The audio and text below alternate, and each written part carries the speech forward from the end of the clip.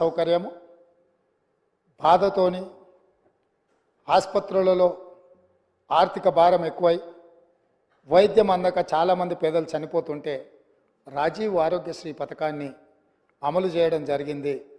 ఈ రోజుకు సరిగ్గా పథకాలు అమలు చేసి 2 నెలలు పూర్తి చేసుకుంటున్న సందర్భంలో ఈ పథకాలు అమలు చేయడానికి సహకరించిన నా మంత్రివర్గ సహచరులకు మా శాసనసభ్యులందరికీ కూడా మనస్ఫూర్తిగా వారికి అభినందనలు తెలియజేస్తున్నా అధ్యక్ష.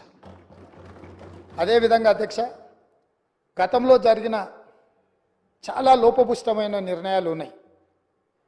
వాటిని సవరించుకుంటూనే వాటిని సరైన దిశగా తీసుకువెళుతూ ప్రజలకు ఒక మంచి పరిపాలన అందించాలని అహర్నిశలు ప్రతి నిమిషము మా ప్రయత్నం మేము చేస్తున్నాం అధ్యక్ష. ఇందులో భాగంగానే మొన్న జరిగిన క్యాబినెట్లో లేదా గవర్నర్ గారి ప్రసంగంలో కొన్ని ప్రధానమైన అంశాలను మేము పొందుపరచడం జరిగింది. నేను చూసిన డాక్టర్ పల్లా రాజేశ్వరరెడ్డి గారు మాట్లాడేటప్పుడు ప్రభుత్వం తీసుకున్న కొన్ని మంచి పనులను వారు అభినందిస్తారేమో అని, అదేవిధంగా ప్రభుత్వం తీసుకుంటున్న నిర్ణయాలలో ఏమైనా ఒకవేళ వాళ్ళ దృష్టిలో సవరించుకోవాల్సిన సూచనలు ఏమైనా ఉంటే వారు సూచన చేస్తారేమో అని నేను ఆసక్తిగా విన్నా అధ్యక్ష. కానీ వారు ఆ దిశగా మాట్లాడుతున్నట్టుగా లేదు. వాళ్ళ నాయకుడిని ఒప్పించడానికో మెప్పించడానికో మా మీద దాడి చేసినట్టుగానే వారు మాట్లాడుతున్నారు. పర్వాలేదు, వారు అదే వాళ్ళ విధానం అయితే ప్రజలు గమనిస్తూనే ఉన్నారు అధ్యక్ష. అందుకే అధ్యక్ష, ఈ సందర్భంగా మీ ద్వారా 4 కోట్ల తెలంగాణ ప్రజల ముందు కొన్ని అంశాలను నేను ప్రస్తావించదలుచుకున్నా. మా మంత్రివర్గంలో తీసుకున్న నిర్ణయాల మీద ప్రధానంగా తెలంగాణ ఉద్యమం సందర్భంగా ఏ వీధుల్లో చూసినా, ఏ వాహనం చూసినా,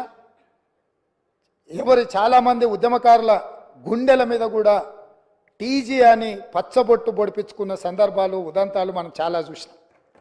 బండ్ల మీద రాసుకోవడమే కాదు, ఆనాడు ఏపీ అని ఉంటే ఏపీ వద్దు, టీజీ ఉండాలి, టీజీ కావాలి అని బండ్ల మీద టీజీ రాసుకోవడమే కాదు, గుండెల మీద కూడా పచ్చబొడిపించుకున్న సందర్భాలు, తమ రక్తాన్ని చిందించి ఆ రక్తంతో గోడల మీద రాతలు రాసిన యువకులు టీజీ అని రాసుకున్నారు అధ్యక్ష.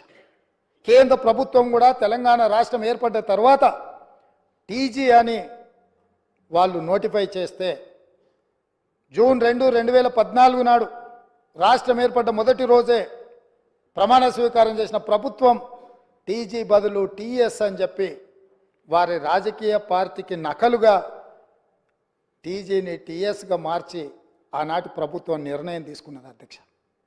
అందుకే మేము జరిగిన తప్పిదాన్ని సవరిస్తూ ఈ రాష్ట్రం టీఎస్ కాదు, తెలంగాణ ప్రజలు కోరుకున్న విధంగా టీజీ ఉండాలి, తెలంగాణ ప్రజల యొక్క ఆత్మగౌరవం, త్యాగాలు ప్రతిఫలించాలి అన్న ఆలోచనతోని మా ప్రభుత్వం, మా మంత్రివర్గం టీఎస్ను టీజీగా మార్చింది.